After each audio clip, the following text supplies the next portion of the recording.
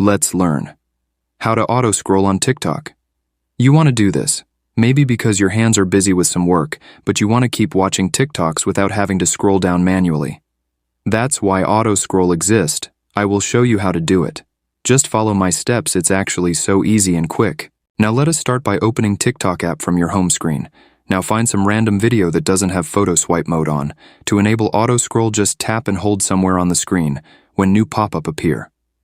Find this auto-scroll option with top center arrow icon and click on it. Now you have enabled auto-scroll on videos. How auto-scroll works is when the video ends, it will automatically change to down next video. I will show you some example. To turn auto-scroll off, just do the same method when you turned it on. If you don't have that option, try clearing app cache, so click on your profile icon, that will lead to your profile page. Once you did, tap this 3 horizontal lines in top right corner, they will open new settings page.